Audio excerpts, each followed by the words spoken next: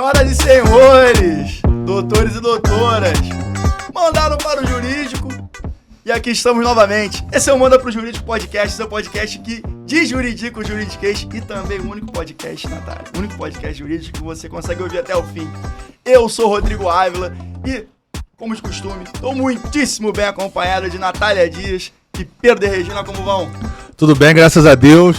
Diante das notícias no mundo do futebol e de aposta esportiva, começaremos hoje com um excelente convidado que você apresentará na sequência. Nath, tá bem? Eu achei que ele fosse falar do Silicon Valley. Eu falei, meu Deus, calma. Não, isso vai ser outro, pílulas não é dia de isso vai convidado. ser outro Pílulas não é dia de episódio, gente, convidado, calma. Tudo certo, Nath, por aí? Tudo bem, claro, tudo maravilhoso. Principalmente que a gente tá numa sequência de convidados incríveis, gente. Isso é verdade. Isso é verdade. Tá muito bom.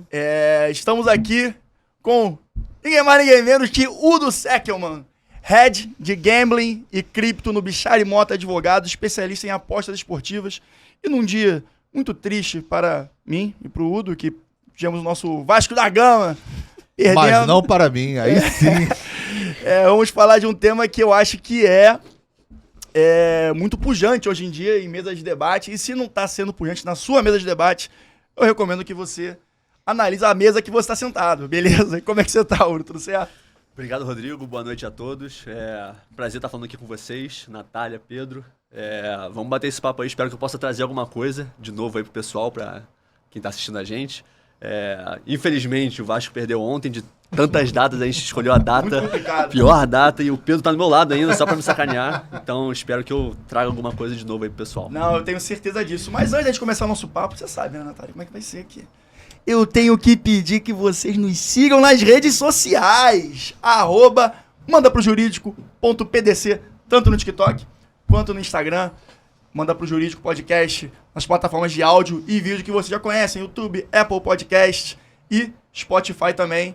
E, bom, agora dando início a essa conversa aqui, que eu acho... eu tenho muito interesse nisso, inclusive, que eu tô perdendo de dinheiro, Pedro, ultimamente, A única que desde eu a fiz, Copa do Mundo. Eu mais que dobrei minha aposta, hein? Mas eu entendo também que tem um lado de entretenimento e a experiência de acompanhar os jogos é diferente quando você faz uma fezinha, claro, com toda a responsabilidade financeira que é necessária. Udo, mas entrando agora no papo do negócio mesmo da aposta esportiva, eu acho que é notório que a gente consegue ver cada vez mais esse mercado em fontes de propaganda e divulgação. E, antes de tudo, dando um step back para entrar nesse papo, eu queria saber como é que você chegou nesse mundo, cara, que é uma parada totalmente específica, nichada, e eu acho que, até para, talvez, possíveis interessados, entrar nessa área, acho que pode ser um bom start. Fechado, Rodrigão. Vocês querem a história longa ou a curta? A longa, sempre. A longa? Sempre. Então vambora. Tudo começou quando eu tinha 5 anos de idade. Realmente longa, ele Bem não longa. brincou.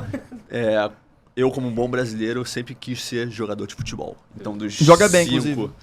Já joguei bem, hoje em dia já sou perna de pau, enfim. Mas desde os 5 até os 16 anos eu quis ser jogador de futebol, sempre eu tenho esse objetivo. Aí queria jogar bola o tempo todo, assistir futebol o tempo todo, jogava com os amigos, fiz escolinha. Com 16 anos eu passei na peneira também do Vasco, fui federado um tempinho. Aí eu desisti com 16 anos. Eu estava entrando no 3º ano do ensino médio e era ano de vestibular. Então eu tinha que decidir, eu tenho que trabalhar com alguma coisa. Eu nunca tinha parado de pensar o que eu ia trabalhar exatamente, que profissão seguir, que carreira seguir. Então eu falei, cara, mas eu sei que eu quero trabalhar com esporte de alguma forma. E eu comecei a estudar as mais diversas áreas do esporte. Medicina esportiva, marketing esportivo, jornalismo esportivo. E o direito desportivo foi o que mais me interessou, assim. E comecei a faculdade pensando nisso. Quero Já com esse target mesmo. Com target de, cara, vou fazer direito para trabalhar com direito desportivo. E lá atrás já falei, cara, pesquisei. Assim, isso, eu tô falando ali de 2010, 2011... que na época, cara, hoje em dia a gente vê vários grupos de estudo de direito esportivo, É verdade. Curso, evento, mas lá atrás, cara, era difícil achar material de estudo e evento. Então lá atrás eu tinha que catar, pesquisar e eu encontrava com muita dificuldade, mas eu era sempre o mais jovem, assim, das aulas, dos eventos. O pessoal tinha 25 para cima, 30 anos, eu tinha 18 anos, começando a faculdade. E eu fiz vestibular e no primeiro ano já de faculdade já comecei a catar curso, evento, conhecer gente, etc. Porque eu não tinha ninguém da área do direito na família. Não tinha parente, procurador, advogado, juiz, nada. E na área do esporte também não. Então eu falei, cara, é uma área extremamente nichada. Eu lembro que na época eu fiz uma listinha de escritórios que eu poderia tentar um estágio. E tinha uns 3, assim, na área de esportivo. 3 escritórios no Brasil, assim. E um deles era o Bichara e Mota Advogados, que é o com maior reputação na área. Que foi o primeiro a ter uma equipe especializada de direito esportivo e entretenimento. E falei, cara, esse é o objetivo que eu quero ir para o Bichara e Mota.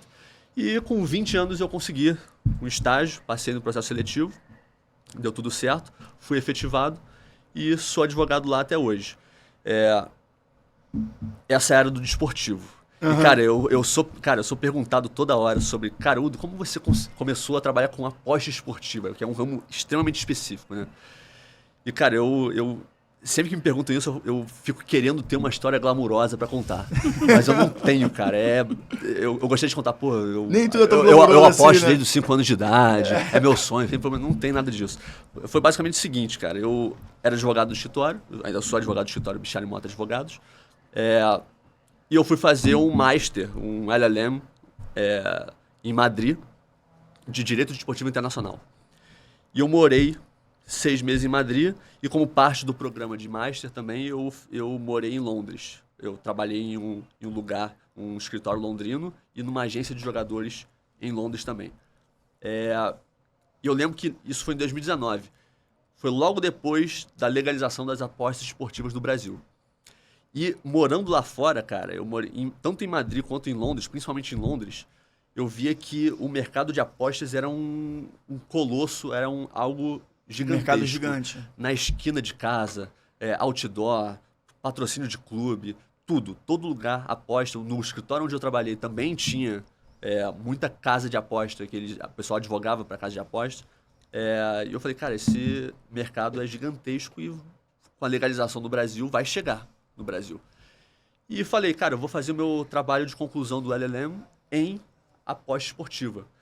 Eu fiz uma espécie de direito comparado entre a regulamentação do Reino Unido, que é a mais avançada do mundo, com o que o Brasil estava planejando fazer no Brasil. E, enfim, fiz esse trabalho. Eventualmente, esse trabalho eu publiquei numa plataforma grande de direito esportivo chamada Law in Sports. Depois, voltei para o Brasil no início de 2020 e pandemia. Aí nisso eu comecei a fazer live sobre o assunto, participar de lives, começar a dar palestra, começaram a chegar clientes.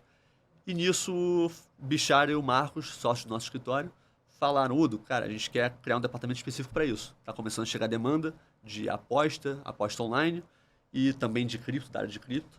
Então a gente quer que você seja o head da área.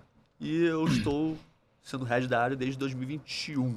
Cara, que maneiro, porque você conseguiu trazer do acadêmico pro profissional de uma forma muito sutil, suave, né? Foi muito natural. Natural, exatamente. Isso não é tão simples assim, ter essa transição tão suave. Muito legal. Na real, o que eu acho bem legal, inclusive pra você que tá assistindo a gente, que a gente tem muita audiência que é do recém-formado, é que você fez 2 coisas que elas são essenciais e a gente papa muito a mosca. Você observou o mercado, então você foi pra fazer uma coisa, mas aí você observou o mercado.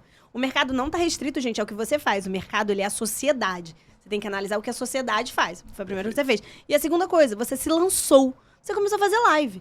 Você não chegou pro seu chefe e propôs isso. Olha, e aí, eu quero criar essa área. Não.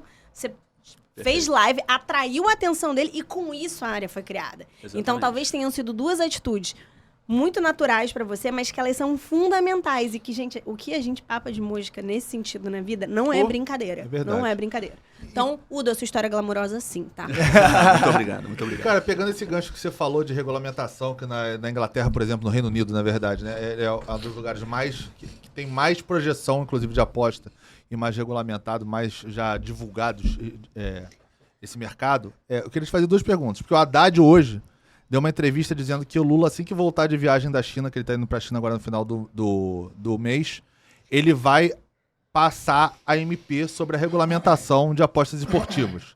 Ele disse que já está esboçado, tá só uma questão de determinar qual vai ser a alíquota do imposto, e ele vai. Então a primeira pergunta já passou da hora do Brasil regulamentar a aposta esportiva aqui, internamente? Assim, a gente sabe que tem algumas legislações anteriores, 2015 e tal, reforma, mas assim, uma regulamentação efetiva, onde você saiba como vai ser a tributação, como vai funcionar efetivamente. E 2, pegando o gosto na questão do Reino Unido. Um dos aspectos da SMP seria aquela taxa de licença, né? Que eles discutem aqui no Brasil que seria algo em torno de 22 milhões a 30 milhões por um período de 5 anos. E na Inglaterra, que é o país que seria, assim, um leading case pra gente estudar, você fala na ordem de 1 milhão, é muito menos. Então, assim, você acha que essa taxa de licença que eles planejam cobrar inviabilizaria o negócio? Ou você acha que você só está no campo de discussão, quando chegar efetivamente na hora de ser aprovado, não vai ser um valor nesse sentido? Perfeito. Eu acho que já passou da hora do Brasil regulamentar a atividade, né? Se a gente for pegar em termos estatísticos, dos 200, quase 200 países membros da ONU, mais de 80% já regulamentaram o jogo de azar, em geral. E o Brasil está entre os países como Cuba, Islândia, e os outros todos são países de origem islâmica. Então, assim, o Brasil é um dos últimos que vai regulamentar a atividade. Eu costumo dizer que, cara, isso é ruim, mas é bom ao mesmo tempo. Porque o Brasil todos os cases o Brasil não precisa internacionais. reinventar a roda, né? O Brasil basta olhar para todos os países e falar, você acertou nisso aqui, você errou nisso aqui, você acertou nisso aqui, e pegar as melhores práticas internacionais para aplicar no Brasil. Obviamente com umas diferenças em adaptações em relação ao Brasil, mas em termos gerais a regulamentação vem para proteger o mercado. No final das contas, cara, uma das coisas que eu costumo falar nas minhas aulas é que a gente não está discutindo aqui a existência de jogo ou a não existência do jogo. O jogo existe e vai continuar existindo, muito. Sempre existiu. Sempre existiu. Então, assim, a gente vai regulamentar para fiscalizar e proteger as pessoas vulneráveis em relação a isso. E o próprio mercado também, né? O mercado, trazer segurança jurídica para quem quer investir no Exato. Brasil, gerar impostos, geração de emprego, enfim, vários benefícios em relação a isso. E não tem como a gente ignorar mais isso. Agora que eu costumo dizer que as apostas finalmente atingiram o mainstream, né? Durante a época da pandemia ali, começou agora, todo mundo é apostador. Qualquer lugar que a gente olha, tem alguém apostando, tem alguém dando curso de apostas, tem alguém virando tipster. Tipster, isso que eu ia falar. Toda hora. Então, assim, passou da hora da gente regulamentar o mercado. E entrando na sua segunda pergunta sobre a taxa de licenciamento, eu inclusive escrevi um artigo no ano passado falando exatamente disso, de que a taxa de licenciamento do Brasil... Assim, sempre que a gente vê na mídia brasileira falando sobre o mercado de apostas, a gente sempre vê em qual sentido? O Brasil pode arrecadar bilhões e bilhões de impostos. Então o pessoal está sempre focado em botar imposto, pegar o dinheiro da casa de apostas, cobrar a taxa de licenciamento exorbitante e olhando sempre para aquele operador que é o top do mercado. Então, você botar um valor de entrada alto, você acaba desestimulando novos empreendimentos nacionais e internacionais no Brasil. Então, o que a Inglaterra faz é exatamente isso. Ela estabelece uma taxa de licenciamento, de certa forma, periódica, de acordo com o seu GDR, que é a receita bruta que você tem, que você gera com a sua atividade. Isso vai aumentando periodicamente, não 22 milhões, 30 milhões para qualquer casa de aposta. Entendeu? Perfeito. Então, acho que esse valor... Seria uma barreira muito grande grande de entrada, né? Então, Exatamente. você acaba desestimulando. Porque o que eu falo é o seguinte... E tem grande chance de criar até um cartel, né? Porque você vai Exato, botar meia dúzia de... Exato, exatamente. Isso, na verdade, me sugeriu uma questão. Essa possibilidade da lei prever que as empresas devem obrigatoriamente serem sediadas em território nacional... Você acha que isso é um grande fator proibitivo? Que isso é uma questão ou não? Que isso já é uma forma como as legislações que deram certo, como você mesmo falou, já fazem, então faz sentido que a gente consegue, enfim, regular melhor, analisar melhor, botar a lupa? Sim. Não, isso é uma das práticas internacionais que é utilizada no mercado de gambling, estabelecer uma empresa no Brasil. Porque assim, o que a gente está querendo com a regulamentação, na verdade, é criar um terreno fértil para que as empresas queiram vir para o Brasil. Tá? Então não adianta você botar um tributo absurdo, tributação nas duas pontas, um tributo absurdo, uma taxa de licenciamento gigantesca, não combater o mercado não licenciado, porque isso é uma preocupação também, que é tipo, você vai pegar uma licença aqui, você quer regras claras e iguais para todos. E enquanto isso, o Brasil não combate qualquer tipo de atividade estrangeira não licenciada, né? Então, assim, a gente tem que criar um terreno fértil para que as empresas queiram se estabelecer no Brasil. E estabelecendo uma empresa no Brasil é, sim, uma das práticas internacionais que é utilizada no mercado de gambling. em relação a isso. Eu acho que a não há gente, quando está discussão. conversando sobre regulamentação e todo esse papo que já está sendo desenvolvido aqui nessa mesa, a gente tem que pensar não só na ótica de aposta esportiva ou não só na ótica do nicho que o Udo atua. A gente pode até ir para outras camadas mais abertas desse papo, que é sobre implementação de um ambiente de negócio saudável para o investidor estrangeiro, né? Porque o Udo pode até me explicar melhor essa história. Empresas, por exemplo, tem diversas, todo mundo conhece, não vai falar porque não estão patrocinando, não vou falar o nome porque não está patrocinando o podcast, então não vou falar. Mas enfim, o que eu queria perguntar é o seguinte: quais são os empecilhos que o investidor, o empreendedor que tem uma casa de aposta, vê no Brasil hoje em dia, que com a regulamentação e com as novas possibilidades que estão sendo avistadas agora, podem ser superadas? Rodrigão, a gente conversa com várias casas de apostas, mundo afora. E quando a gente fala com as casas de apostas maiores, que tem um tráfego gigantesco, elas sempre falam, cara, os brasileiros são top 3 apostadores do nosso site. Então, no mercado desregulamentado... Curiosidade, quais são os outros dois que estão nesse ranking? Não abriram. Não falaram. Mas, complementando, sabe o que eu vi fazendo research aqui para nosso papo? É que tem uma estatística aí, que enfim, são estatísticas, que tem um percentual de 113,9 milhões de cliques no Brasil em sites de apostas. E que no mundo inteiro, e como o Udo bem falou, né, de 200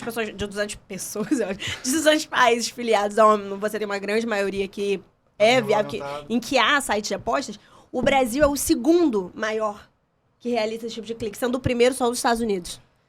Então, veja bem, talvez da sua pergunta, talvez um desses dois seja os Estados Unidos. É verdade. Entendeu? Pode ser. E assim, o apostador brasileiro, em relação a isso, está completamente desprotegido. Né? Se a gente aposta no mercado... É uma boa fé ali entre casa e apostador. Se a casa de aposta não pagar o prêmio, o apostador brasileiro tem que ir lá na jurisdição onde a casa tem sede ou uma subsidiária e cobrar os seus direitos. No Brasil não consegue cobrar. Então é algo de preocupação. Mas voltando àquela questão de empecilho, o Brasil é a bola da vez há 10 anos. Todas as casas de apostas, mundo afora, querem entrar no Brasil e se regulamentar. Pegar uma licença e operar de maneira tranquila. E assim, muita gente me pergunta, Udo, mas qual que é a vantagem do cara entrar no mercado depois de regulamentado? Não é melhor entrar no mercado desregulamentado, onde está livre?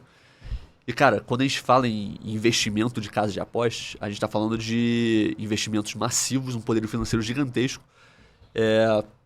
que necessita de segurança jurídica. Então, se você entra no mercado que não tem segurança jurídica, tem uma história interessante no mercado, no gambling brasileiro, que é de um empresário da indústria de gambling na época dos bingos, que ele falou, quando os bingos foram fechados, ali em 2003 ou 2004, se não me engano, ele falou, cara, eu dormi empresário, acordei contraventor. Sim.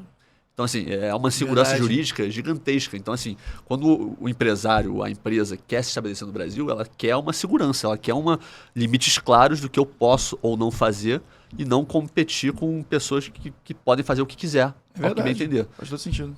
E esse é o pensamento normalmente da indústria. É uma indústria que, apesar da gente pensar que é algo, muitas vezes, intuitivamente pode trazer conotações ruins, que a gente é muito influenciado, nossa cultura, muito influenciada por o que a gente já ouviu sobre a indústria, né?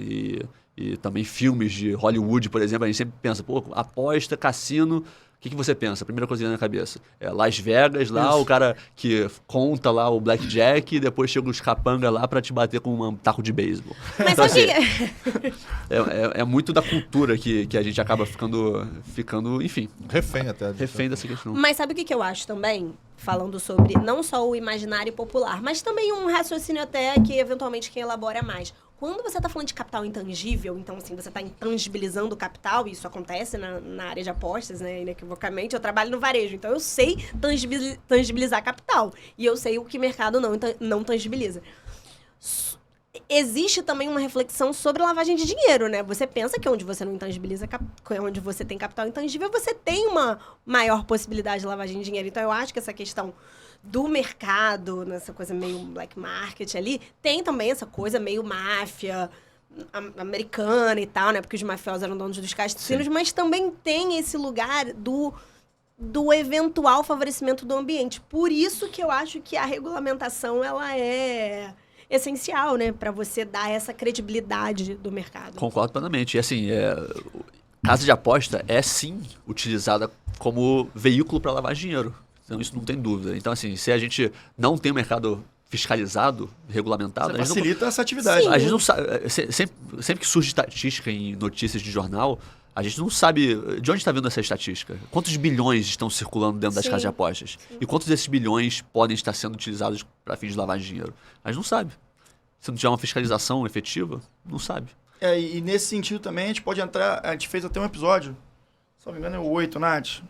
É o episódio Sim, 8 que a gente você, fala Rodrigo. da PL dos cassinos. Foi uma proposta sim. que você até trouxe, uma sugestão. É e a porque gente eu falou sobre. gosto muito desse tema, mas eu nunca tenho atuado. E aí são projetos de lei, enfim, que estão caminhando paralelamente, mas que acabam tendo alguma correlação, no mínimo temática, né? Sim.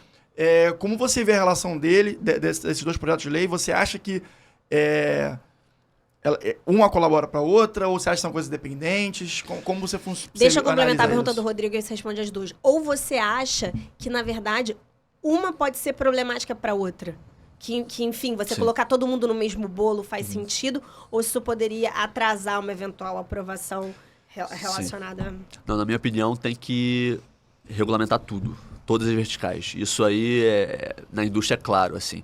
Se a gente pega uma Bet365, Sporting Bet, Betfair, as grandes empresas da indústria, elas não têm só aposta esportiva de cota fixa, que é o que foi legalizado. Ela tem vários outros... aposta esportiva de cota fixa. Só para deixar claro, pessoal, a Lei 13756 legalizou as chamadas apostas esportivas de cota fixa, que é aquela aposta em que o apostador, no momento em que ele faz a aposta e bota dinheiro na plataforma, ele sabe quanto que ele pode ganhar de retorno caso ele acerte o prognóstico esportivo. Então, essa vertical de jogo de azar foi legalizada para fins de exploração pela iniciativa privada. As outras se mantêm como jogo de azar, então contravenção penal. Tá? Então, essa é a regra geral. E a gente tem a legalização das apostas esportivas de cota fixa em 2018 e desde 91 que rola esse PL 442 que visa legalizar outros jogos, cassino online, cassino físico, jogo do bicho, bingo e etc. Né? E é muito complicado a gente falar para os clientes ou prospectos ou casas de apostas que vêm se estabelecer no Brasil, vêm buscar a gente para ter reunião e fala, Udo, eu quero me estabelecer no Brasil, como é que eu faço? Eu falo, não, beleza, você tem duas opções. Ou você explora o mercado cinza, que é o que todas as empresas hoje estão fazendo, ou você aguarda a regulamentação para a exploração de aposta esportiva de cota fixa. E é uma decisão meramente executiva, né? O próprio Exato, é empreendedor comercial, é a parte comercial. E ele fala, não, eu quero esperar a regulamentação. Aí eu falo, beleza, vamos aguardar. Porém, é bom te avisar, porque quando você estabelecer a sua empresa aqui, pegar uma licença, abrir um domínio.com.br, etc., você vai explorar só a aposta esportiva de cota fixa. Então, suas outras verticais que o seu site oferece em outros países não vão poder ser oferecidas no Brasil. Aí fala, mas Udo, mais da metade do meu GGR, mais da metade da minha receita é proveniente de cassino online. Como é que eu faço? Eu falo, infelizmente, a gente não tem isso legalizado São ainda. projetos paralelos ainda, né? Então o que isso gera para o mercado?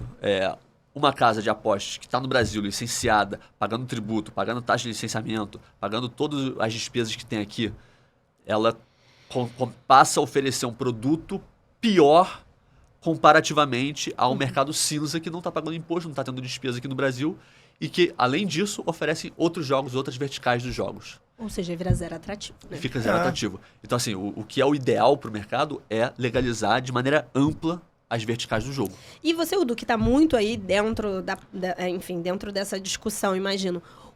Por que você acha que é essa resistência do Congresso, para além de questões éticas e morais? Porque você acha que é essa dificuldade do Congresso em aprovar os jogos que não são de cota fixa? Ou seja, que você não consegue quantificar ali de uma forma tão clara, que não é tão claro a possibilidade de êxito e o valor que você vai ganhar? Eu acho assim, o argumento de quem é contra a legalização dos jogos é sempre a mesma, que é a questão do vício da ludopatia em relação ao jogo, né? De que a família brasileira pode, de alguma forma, perder muito dinheiro, economia popular e etc.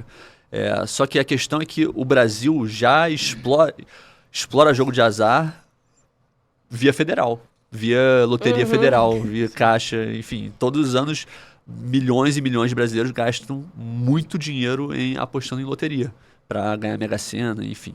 Isso é legal, né? Fora o ilegal, como Esse por é o exemplo o ilegal. jogo do bicho, exatamente, que todo mundo esse é sabe que legal, existe exatamente. e tá aí, né? Então, assim, Não, fora cassino, que Bingo Cassino. clandestino. existe, todo... que as pessoas vão, se você... Bingo clandestino tem um monte. É. Só que o Copacabana deve ter uns 5 mil. exatamente.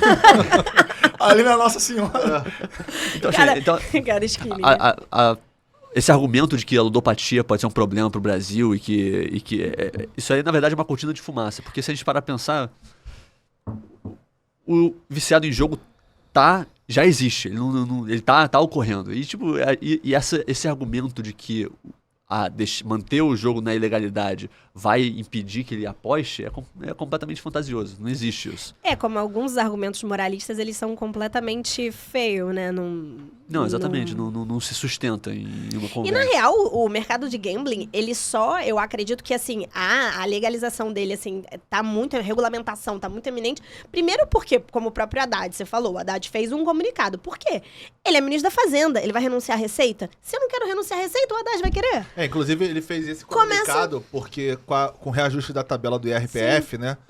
A estimativa é que o Brasil perca 3,6 bilhões em arrecadação em 2023 e 6 bilhões em 2024. Então ele quer, tipo, compensar isso com esses impostos que viriam. Sem dúvida. E aí foi até uma coisa que você falou, porque a ordem do que é discutido para tributação seria total uns 19%, que bate com o que é praticado no mundo. Só que a diferença é que a gente tributa no lucro muito alto.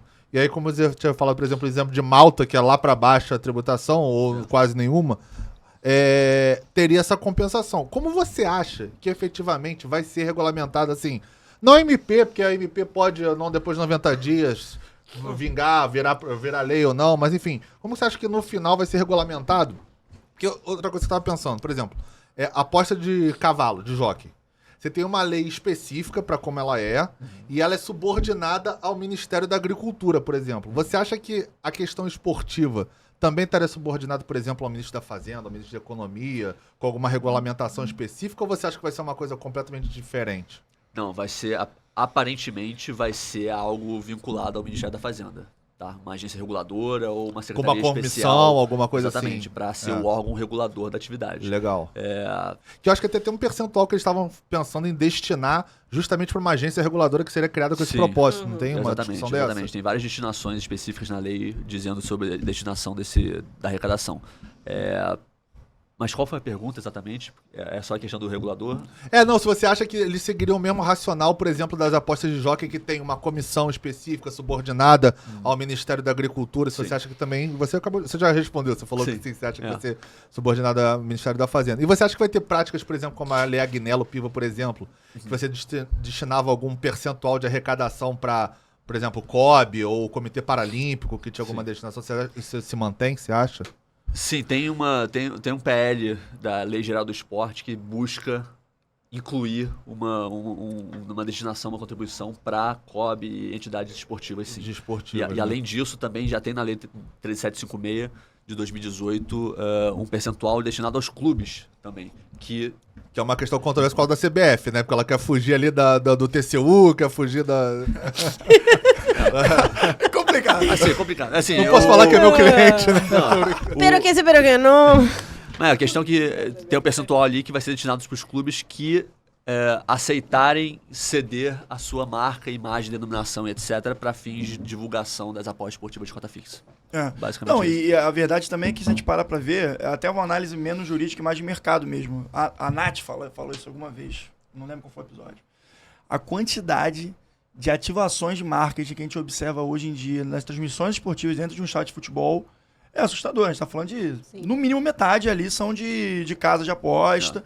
Que, enfim, então... Não, da Série A, dos 20 times da Série A do brasileiro, os 20 são patrocinados eu lembro por que o site Udo, de aposta. Eu lembro que o Udo, talvez no tempo da pandemia, você mostrou um estudo da Inglaterra, do quantidade de times da Série A, da Série B, da Série C, talvez, da Inglaterra, que tinham patrocínios de casas esportivas. E era assustadora. E assim, falando até de sinergia, né, de patrocinado e patrocinador, faz todo sentido. Então, de aposta esportiva, patrocinar um clube de futebol. Completamente. Não, exatamente. É um Completamente. entretenimento voltado pro esporte, Sim. né? Exatamente. Então, quando tem essa sinergia entre os dois, as duas atividades, se os dois se complementarem, tem uma imensidão de propostas e de ativações que podem ser feitas entre os dois.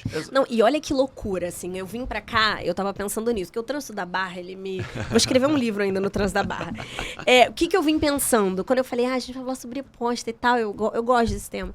E aí, eu fiquei pensando muito, porque eu ando muito de Uber, né? Então, eu já tive várias conversas com Uber sobre aposta, já tive vários Ubers que falam que ganham muito dinheiro, e teve um que me falou que, na verdade, ele era tipo Uber pro esporte, porque ele ganhava dinheiro, falou cifras absurdas que ele ganhava apostando em basquete. Eu adoro essas histórias. Apostando em Contos basquete. carioca, né? Lembra um dia que tinha um trânsito bizarro que a gente tinha que pegar? Enfim, tudo ficou Que parado. o maluco eu ouviu fiquei, o pagode durante a sua trajetória, é isso que eu tava Não, mas é falando? porque ele não botou pagode, ele só contou sobre a aposta, falou tudo, me mostrou áudio, enfim, mas era só basquete. Mas enfim, eu me perdi porque eu falo muito. Mas o que eu ia dizer era o seguinte, o que eu vim pensando? Na época das eleições, como houve esse momento de colocar em xeque quem faz, né, digamos assim, né, o censo eleitoral indicativo para ver qual candidato estava à frente ou não. Eu lembro que não sei se você não lembra disso, mas o grande lance que as pessoas estavam falando era que as casas de bet, elas eram muitíssimo mais certeiras do que eventualmente quem de fato ali tem que fazer esse censo. Instituto Então, de pesquisa. para você ver como que você, em algum momento, pode refletir sobre vou ignorar esse tipo de regulamentação ou vou me negar, sendo que você chega num momento em que isso é socialmente tão Excelente relevante reflexão, Nath. que você... É o Trânsito da Barra. Barra, se um dia eu não gostei de você, acabou, porque agora eu gosto muito. Como você pode ignorar se você chega nesse limite? Podia Nesse ter uma limite. bet de quem seria o presidente, né? Mas teve, Faça a sua teve. bet. Mas teve, isso. teve. E aí qual foi o lance? Era muito mais certeiro do que, eventualmente, que Vox Populi, etc, entendeu? Acho que tem até hoje em dia quem vai sair do Big Brother. Tem coisa assim já. Quem vai ganhar o Big E Brother. essa é a questão, a gente legalizou só aposta esportiva. Isso que eu ia de perguntar. Sim. Só que eu já Por que observei a esse gente não tipo de pode coisa. abrir uma casa de Sim. apostas de BBB, de candidato à presidência? STF vai derrubar ou não vai? Bota lá na variável. Não tem sentido a gente legalizar só uma vertical, uma área específica de uma vertical só. Mas será que a pessoa tem.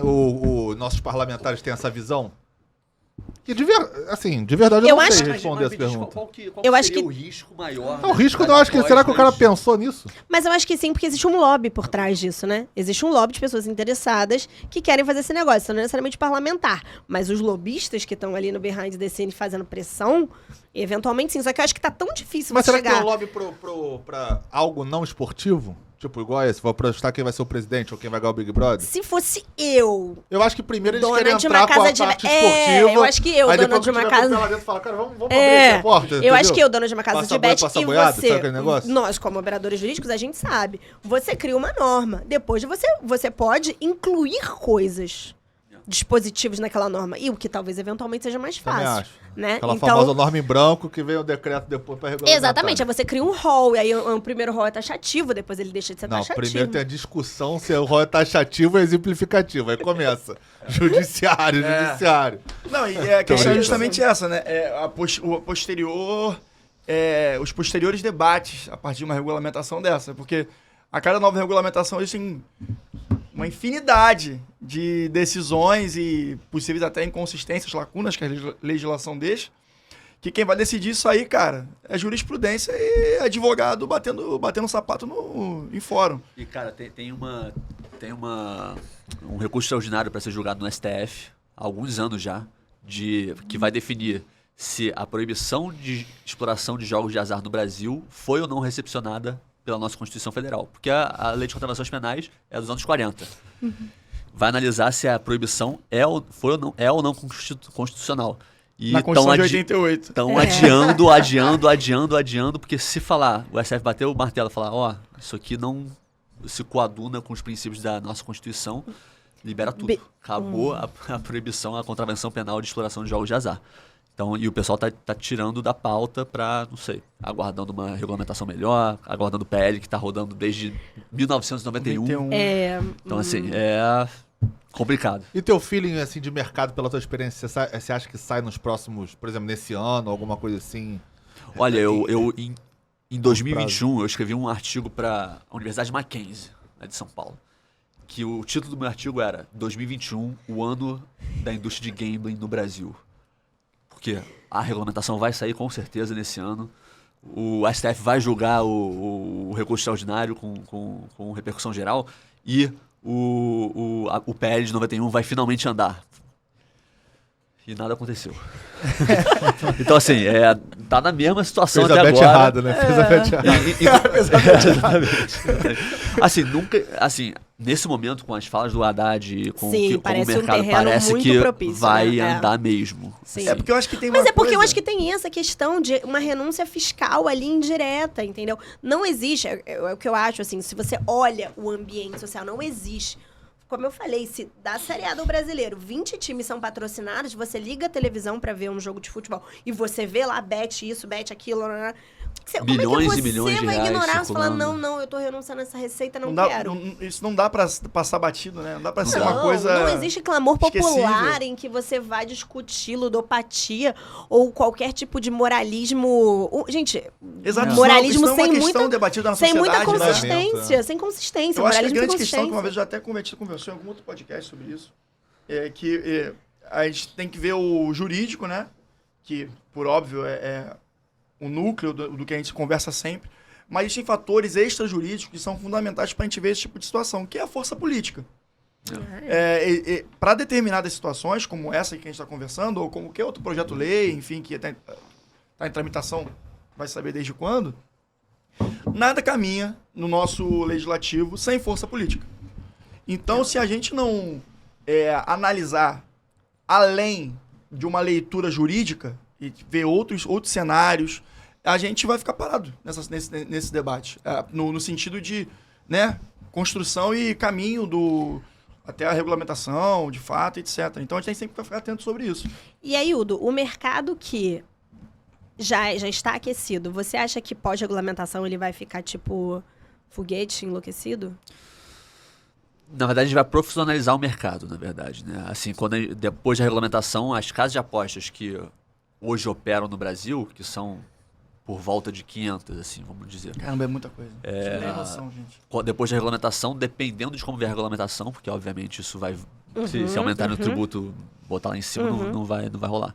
Mas dependendo da regulamentação, devem entrar 100, 150, pegar licença aqui no Brasil Essa com é a capacidade. expectativa. Essa é a expectativa.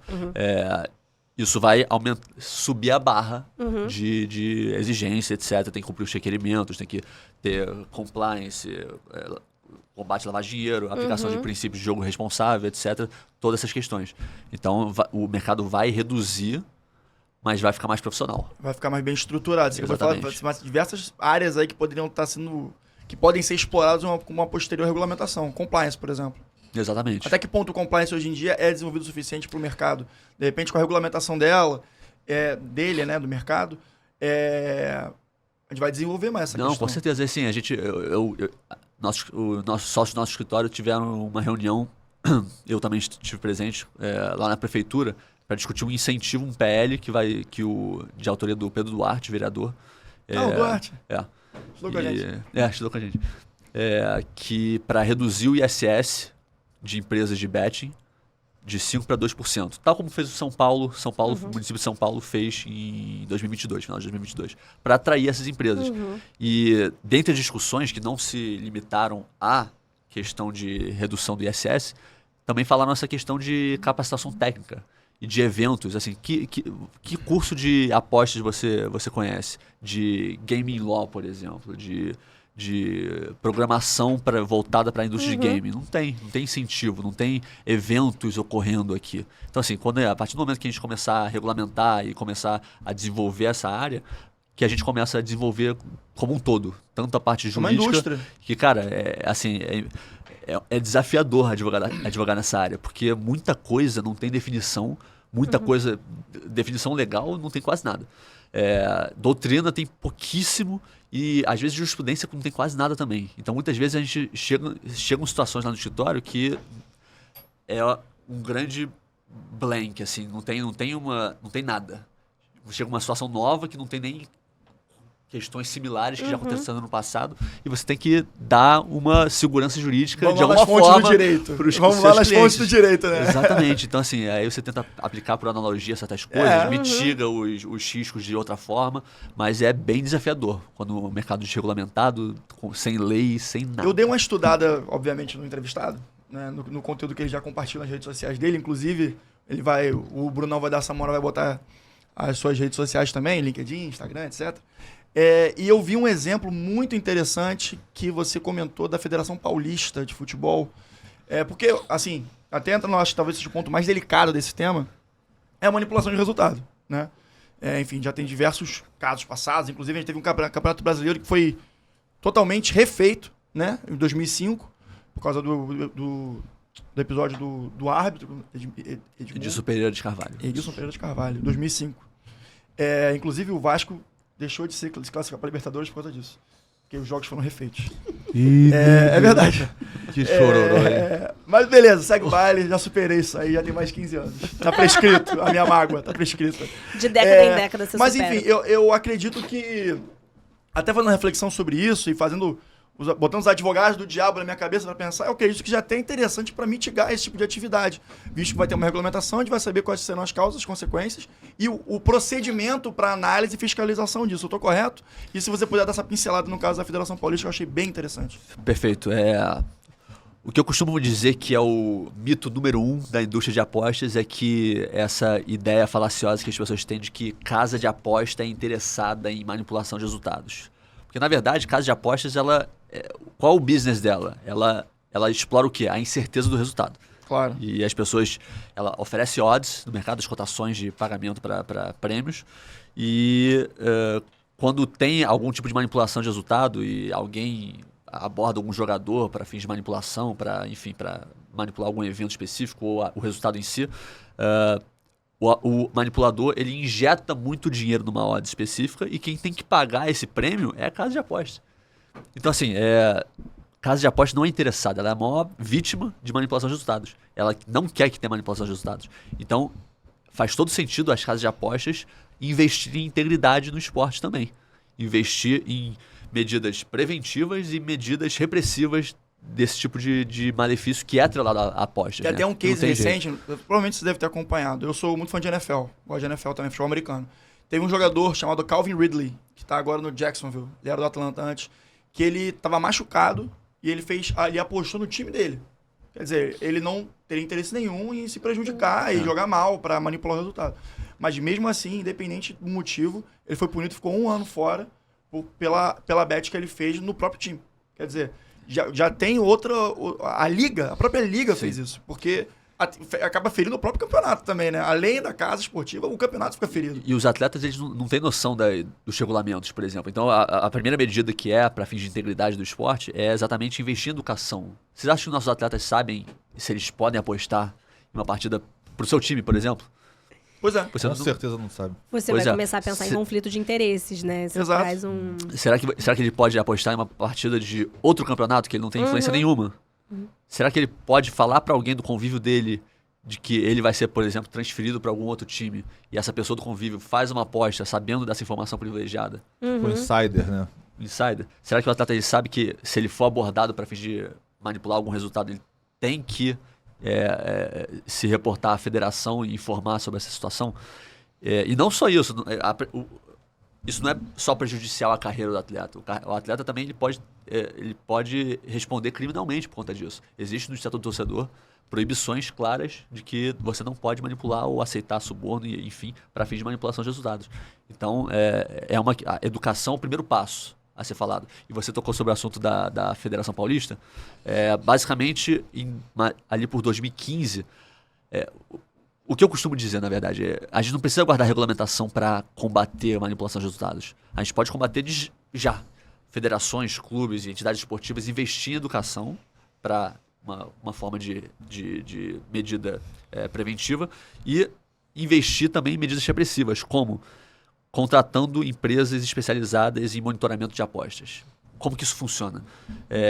São empresas que têm uma base de dados gigantesca de volume de apostas em todos os campeonatos do mundo, de todos os esportes, de todos os mercados. Então ela tem mais de 15 anos de dados em relação a isso, e ela sabe qual que é o volume usual de apostas que mercados específicos recebem de volume de apostas. Determinado jogo. Então, a partir do momento em que alguma partida específica tem um volume de apostas destoante, acende um sinalzinho amarelo ali, eles investigam mais a fundo o que pode ter acontecido, se tem alguma justificativa plausível para aquele volume de aposta estar ocorrendo naquela partida. E se não tiver uma justificativa plausível, acende o sinal vermelho, manda uma notificação para a federação para fins de investigação maior de manipulação daquele evento esportivo e uma mensagem também para a casa de apostas. A casa de apostas ela encerra aquela aposta, devolve o dinheiro dos apostadores e fala: essa partida está sendo investigada como suspeita de manipulação de resultados, então a gente está devolvendo o dinheiro dos apostadores. E fica subjúdice, digamos assim. Então, e a federação passa a investigar mais a fundo para a punição dos responsáveis se tiver ocorrido manipulação de Mas resultados. uma pergunta mais de mercado agora. Essa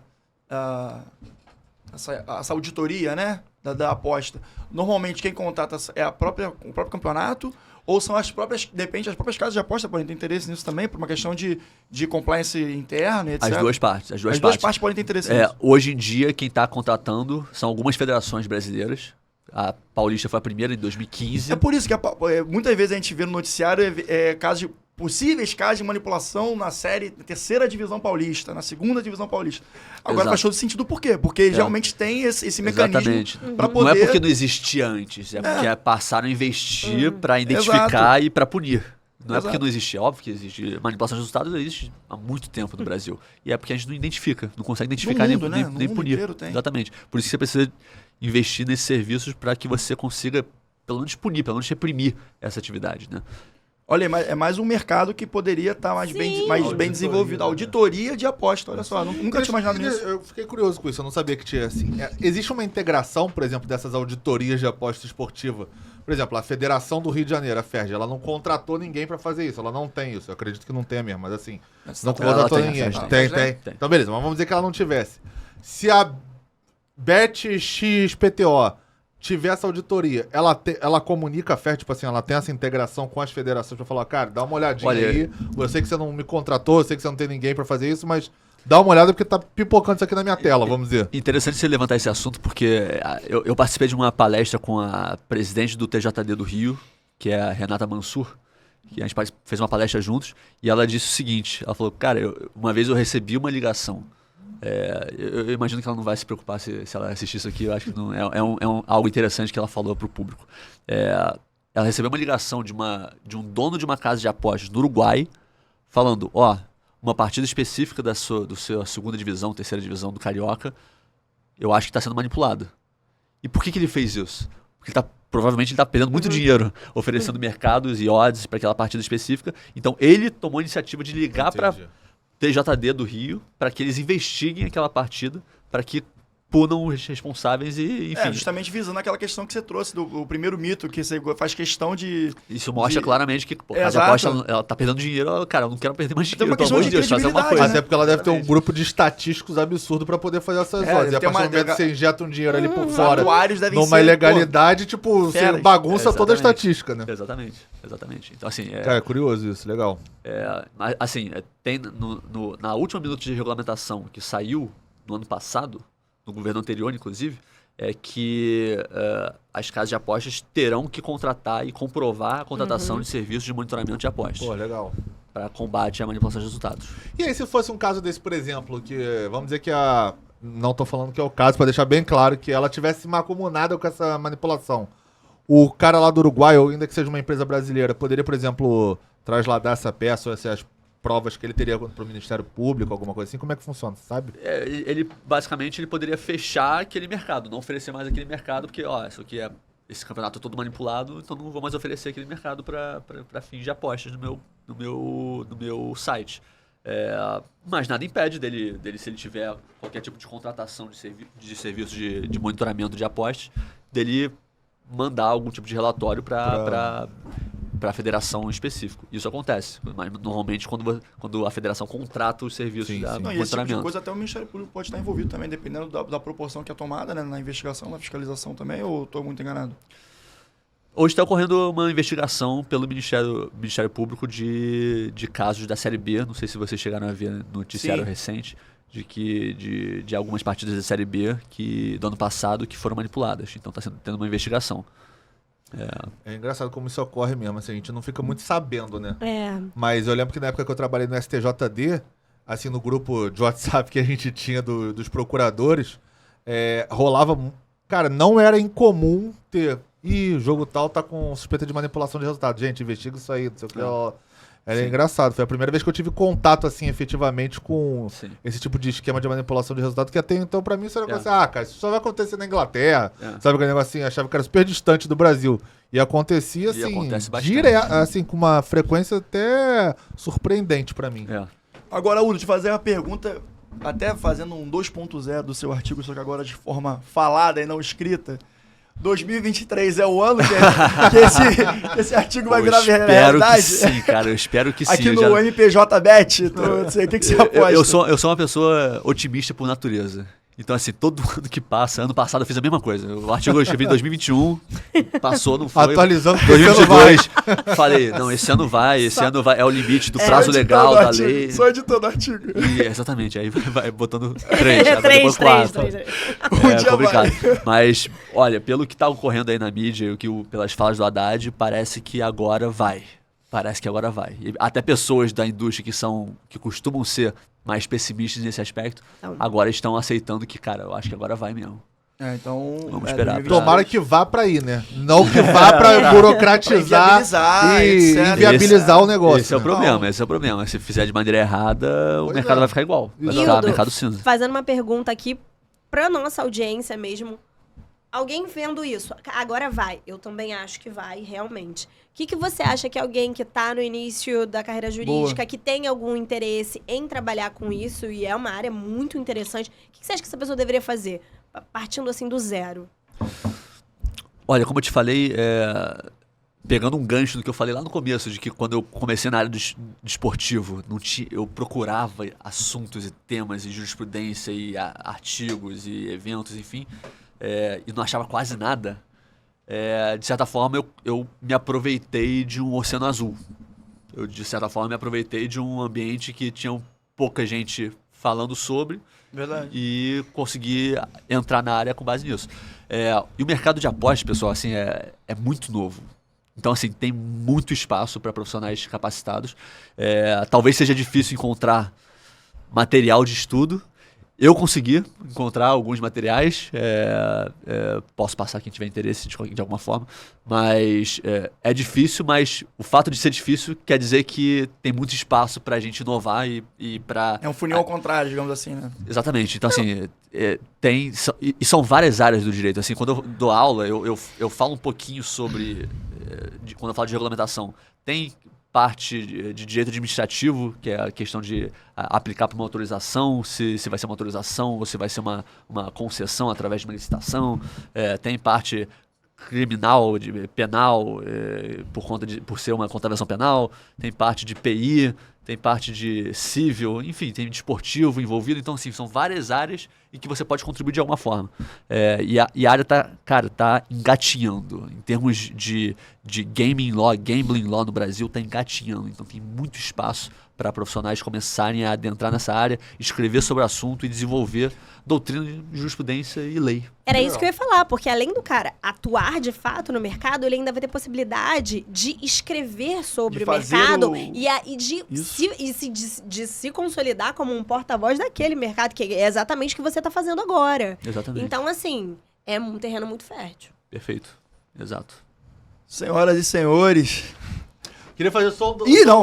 Pode me interromper, fica à vontade. Porque a gente tava falando aqui que a gente pensa muito rápido e a gente acaba, quando pensa devagar, perdendo. A gente falou isso. E eu ia começar falando que a minha botoadura, eu vim aqui, ó, com os dados, ó. Olha aí, o cara veio hoje, porra. Caracterizado, só que eu difaguei na minha parada e falei uma coisa que completamente diferente. Não, tranquilo, mas excelente. Mas só uma eu lembrei agora quando ele tá falando. Isso a gente falou no podcast, antes do podcast. Como não sempre foi no tem, podcast filmado, foi no... É verdade. Daqui a pouco, em qualquer Close Friends lá do Manda pro Jurídico, a gente vai colocar o que a gente... Gente, o nosso produto freemium tá aí, galera. Tá chegando, hein? Tá chegando. Se prepare, rapaziada. Se prepare.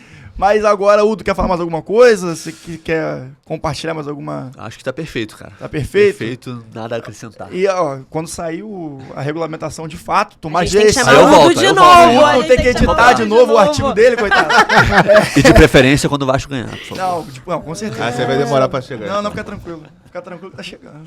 Tô ficando empolgado com esse time. Apesar da derrota. Mas, senhoras e senhores, doutores e doutores, antes de tudo, eu tenho que reforçar, porque a Rebeca chegou e se eu não falar, ela vai tacar aquele telefone que tá na mão dela na minha cabeça. Pra reforçar que vocês nos sigam nas redes sociais, @mandaprojurídico.pdc, tanto no Instagram quanto no TikTok. Além disso, estamos em todas as plataformas de áudio e vídeo, Apple Podcast, Spotify, YouTube.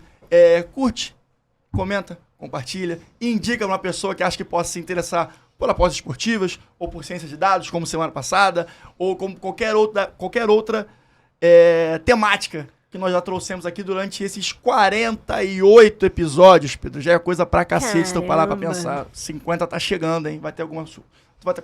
O chapéu tá chegando. Não esqueci o chapéu, não. É tá? mesmo, o chapeuzinho Lá dela no aí. episódio 17, sei lá, não sei.